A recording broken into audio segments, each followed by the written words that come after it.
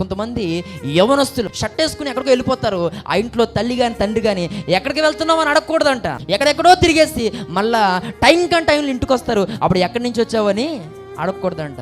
పిల్లరా, ఎందుకు రాత్రుల్లో ఫోన్తో నువ్వు అంతసేపు నువ్వు ఏదేదో నొక్కుతున్నామని అడగకూడదంట. తల్లిదండ్రులు వద్దు, చేయొద్దు, వెళ్ళొద్దు అని చెబుతున్నటువంటి ఆ రెస్ట్రిక్షన్స్ విషయంలో చాలా పెయిన్ ఫీల్ అవుతున్నారండి. చాలా ఇబ్బంది పడిపోతున్నారు వారు. గాలిపటం అనుకుంటుందట, ఈ దారం లేకపోతే నాకు నిజమైన స్వేచ్ఛ ఉండును, ఈ దారం వల్లే నేను పైకి ఎగరలేకపోతున్నాను అనుకుంటుందట. ఆ దారం తెగిపోతే ఇది పైకి కాదు, కరెంటు తీగల మీద, ముళ్ళ తొప్పుల మీద ఉంటుంది.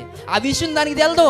ఈరోజు కొంతమంది తల్లిదండ్రులు బాధపడుతున్నారండి. ఏమన్నానంటే, మేము సత్తే వీళ్ళు నిజంగా చాలా బాగుంటారండి. ఎందుకనంటే వద్దన్నామని, చేయొద్దన్నామని, వెళ్ళొద్దన్నామని మా మీద ఎంత సీరియస్గా చూస్తారో. ఇంకా కొన్ని రోజులు పోయిన తర్వాత నీకు చెప్పే అమ్మ ఉండదు, నీకు చెప్పే నాన్న ఉండడు. జాగ్రత్త, పోగొట్టుకుంటావు ఇద్దరిని.